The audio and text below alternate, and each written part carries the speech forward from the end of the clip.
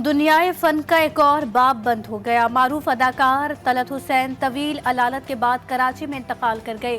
ड्रामों फिल्मों में अदाकारी के जौहर दिखाए, इस अदाकारी में भी उनका कोई सानी नहीं था।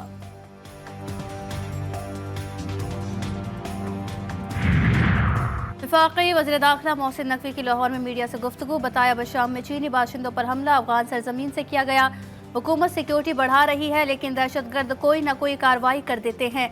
टीटीपी को पाकिस्तान मुखालिफ कार्रवाइयों में इस्तेमाल किया जा रहा है। अमीर कुवैत और अमीर कतर ने वज़ीर-ए-आज़म शहबाज शरीफ की दौरे पाकिस्तान की दावत को कबूल कर लिया। कुवैत के अमीर शेख मशलुल अहमद अल जाबिर अल सबा का खत कुवैती सफ़ीर ने खत वज़ीर-ए-आज़म को पेश किया। दोनों सरबराहान का दौरा सरमायाकारी और दीगर शोबों में ताउन मज़ीद बढ़ाने में कारगर साबित होगा।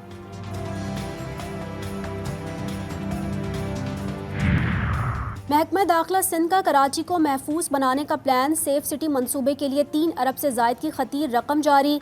वज़ीर दाखिला ज़िया लंजार कहते हैं सेफ सिटी मंसूबे का पहला मरहला 12 माह में मुकम्मल करने की हिदायत की है।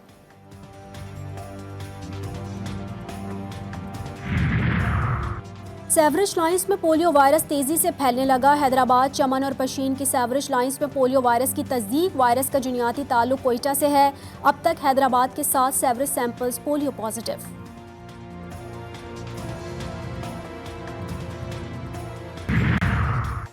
वफाकी हुकूमत की गैर मुल्की ज़र मुबादला पाकिस्तान लाने की मनसूबाबंदी। जिंदा मवेशियों की बरामद पर आयद पाबंदी खत्म करने का फैसला।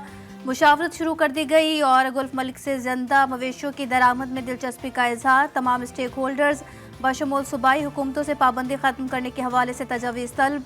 मुशावरत के बाद समरी हतमी मंजूरी के लिए ECC को भिजवाई जाएगी।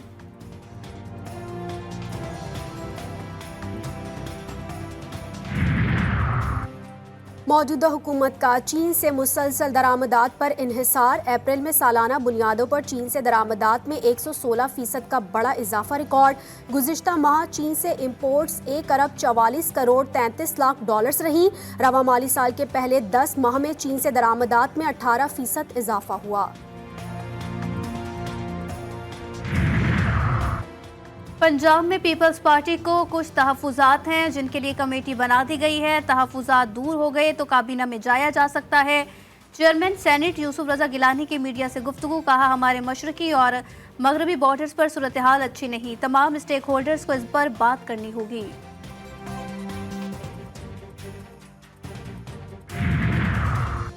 वज़ीर-ए-आज़म शहबाज शरीफ से पीपल्स पार्टी के वफ्द की मुलाकात। अंदरूनी कहानी सामने आ गई। पीपल्स पार्टी ने बजट में अवाम को रिलीफ देने के लिए अपनी तजावीज़ पेश की। सरकारी मुलाजमीन की तनख्वाहों और पेंशन में 20 से 25% इजाफे का मुतालबा। सिंध के नए तरक्याती मनसूबों की फहरिस्त भी वफाकी वजीर एहसन इकबाल को पेश की गई। मनसूबों के लिए फंड्स की फराहमी तेज करने पर जोर। मुलाकात में वज़ीर-ए-आज़म की जानिब से पीपल्स पार्टी की दोबारा वफाकी काबीना में शमूलियत की ख्वाहिश का इजहार।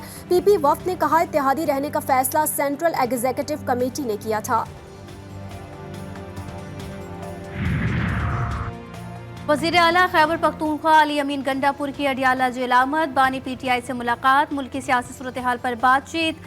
SIFC एपेक्स कमेटी की मीटिंग और खैबर पख्तूनख्वा के बजट पर बानी को एतमाद में लिया। अली अमीन गंडापुर खैबर पख्तूनख्वा के मसाइल पर विफाक से होने वाली पेशरफ्त पर बानी PTI को आगाह किया।